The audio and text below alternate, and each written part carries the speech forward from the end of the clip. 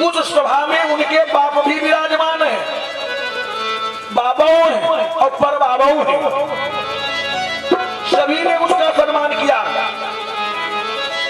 सूत जी शौनकादिक मुनियों को कथा सुना रहे हैं कि सुखदेव जी का जन्म कैसे हुआ। तो अब यहां जान लो, एक बार की बात है, व्यास जी का आश्रम सरस्वती नदी के किनारे पर है।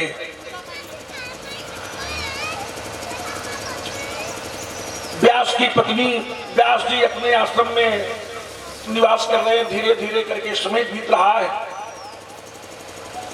उधर कैलाश पर्वत पर एक दिन की बात में भगवान भोलेनाथ और मैया सती बैठे। सती कहने लगी, महाराज हमें कुछ कहना है। क्या कहो? कहने लगी, महाराज आप हमें अमर कथा सुनाओ। भगवान भोलेनाथ कहने लगे, ये कथा सबको नहीं सुनाई जाती, सुनने योग्य नहीं है। सती जी ने जिद की तियाहट, कहने लगे इस कथा का फल है कि जो इस कथा को सुनता है वो अमर हो जाता है। अमरता मतलब मृत्यु भय नहीं होता है।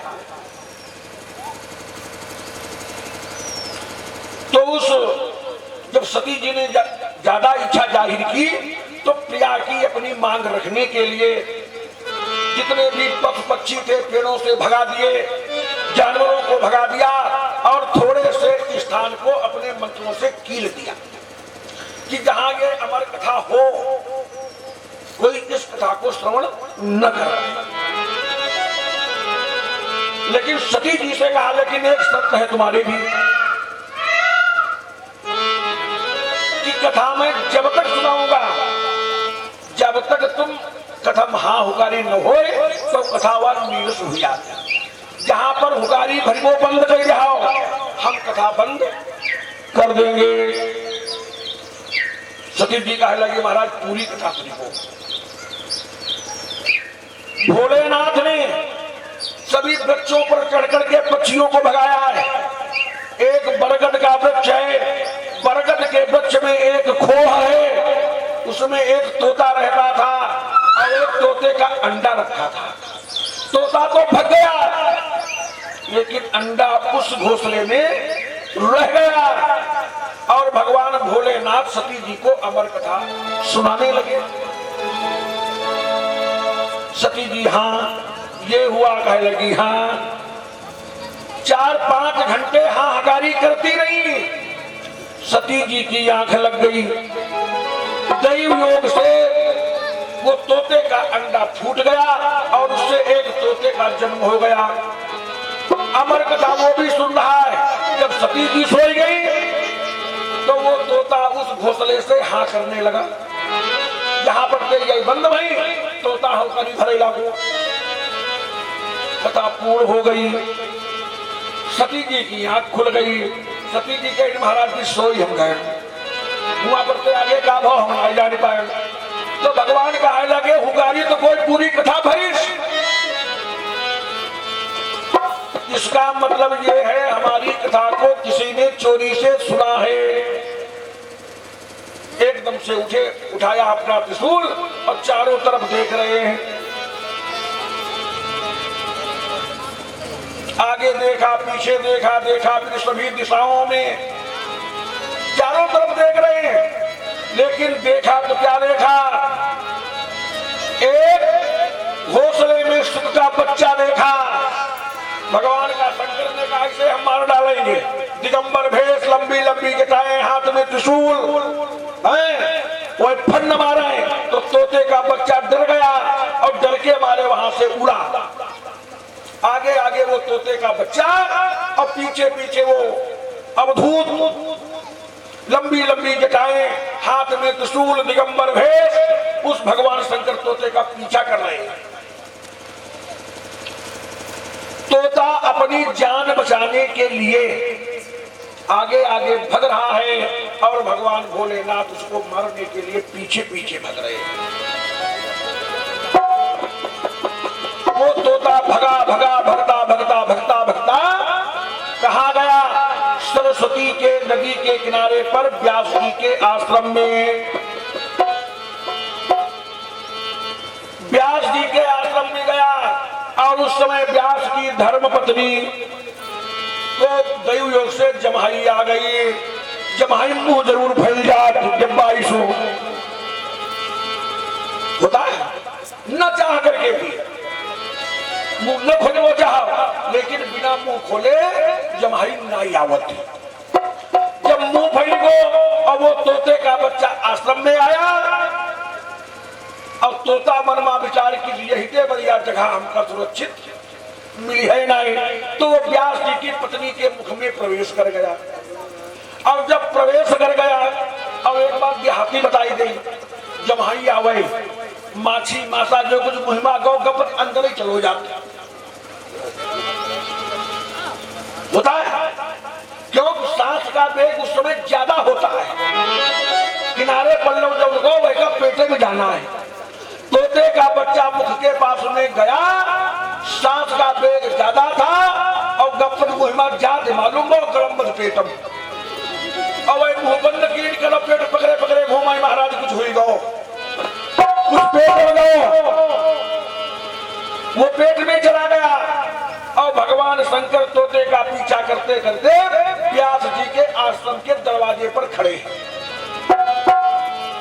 आवाज लगा रहे हैं, अरे व्यास जी दरवाजा खोलो, तुम्हारे घर में हमारा चोर। व्यास जी पूजम रहे, पूजा से ध्यान हटा तो दरवाजे पे आए, देखा भूत भवन, प्रणाम हुआ, कहने लगे महाराज प्रणाम करो, बात घटाओ, तुम्हारे घर में हमारा चोर है। व्यास जी कहने लगे हमारे घर में तुम्हारा चोर, तुम आती नहीं से कौन संपदा रहा जो चुराए लाओ, और फिर वो हमारे घर में छुपो आए। अरे महाराज क्रोध को शांत करो, बात बताओ, भूतनाथ कहाँ हटाओ, बात न कराओ, तुम्हारे घर में हमारा चोर है, मैं उसे दंडित करूंगा। ज्यादा क्रोध जब होता है तो विवेक शून्य हो जाता है। परीक्षित जी, ज्यादा क्रोध में विवेक शून्य हो जाता है, ज्ञान नहीं रहता।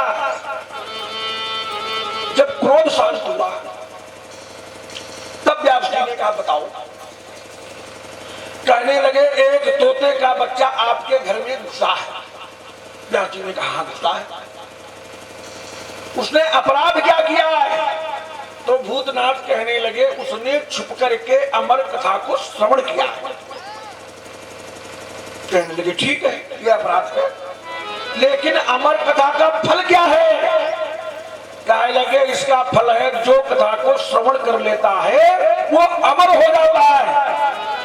कहने लगे जब आप कह रहे हैं कि वो अमर हो जाता है, अब आप उसको मारना चाहते हैं तो वो मरेगा नहीं। महाराज ध्यान में आइए, जब उसने अमर कथा को श्रवण ही कर लिया है, जब वो अमर ही हो गया है, तब आप भी उसका बाल बाकार नहीं कर सकते। इसलिए क्षमा प्रार्थी हूं, आप उसको छोड़ करके अपने कैलाश पर प्रस्थान करें। भोलेनाथ वहां से चले आए। व्यास की पत्नी के गर्भ में वो तोता निवास कर रहा है। 1 साल नहीं, लड़का बच्चा 9 महीना में हो जाए, 10 महीना में हो जाए, 11 महीना में हो जाए, अब बहुत ज्यादा अगर कुछ रावण नागी जाए तो 10-12 महीना हो जाते के रोजे। तब नेहरुआ का लगती श्रावणी पूजा तो बरहा नांग गई हुई है, तब है देर हुई रही, लेकिन वक्त दिन माने 1 साल, 2 साल, 3 साल, 4 साल, 5 साल। अरे जौन मातारी के पेट में 5-5 साल गर्भ रही है, चलिबो उठबो बैठबो खइबो कठिन हुई है, तो वही की हालत बिगड़ जाए। 9 महीना वाले से हाल पूछो वह गाती बस अब नहीं, बड़ी कठिनता है, बहुत ज्यादा। और जिनके 5 साल हुई गो, 6 साल हुई गो, वही क्या करें? तो व्यास जी की पत्नी व्यास जी थे कहाँ है महाराज कुछ कराओ। तो व्यास जी कहे हम क्या करिए भगवान की माया। तो पेट तेरे मुंह लगावा है।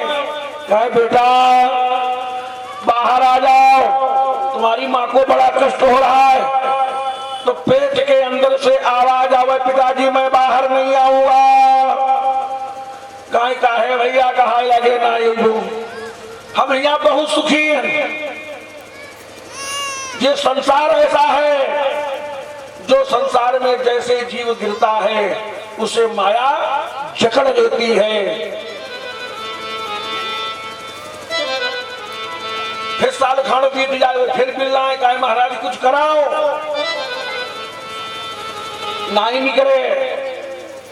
व्यास जी ने सुखदेव जी को जितनी भागवत लिखी गर्भ में ही पूरी कंठस्थ करवा दी। संजय के लिखाएं सवेरे याद कराए थे, याद हो गए। जब 16 वर्ष की अवस्था हो गई व्यास जी की पत्नी बहुत तुम्हारी बिलबिलाई गई। कहे लगे भारत में जाए करना लड़का लौड़िया। कहे लगे बहुत दिन हो गए। व्यास जी ने बड़ी विनय की। समय आया तो व्यास जी कहें बेटा अब तो बाहर आ जाओ। कहने लगा पिताजी मैं बाहर नहीं आऊंगा। एक ही बात अगर मैं बाहर आया तो माया मोह मलाप हमका माया गरेले है मोह गरेले है। मैं माया से ग्रसित हो जाऊंगा।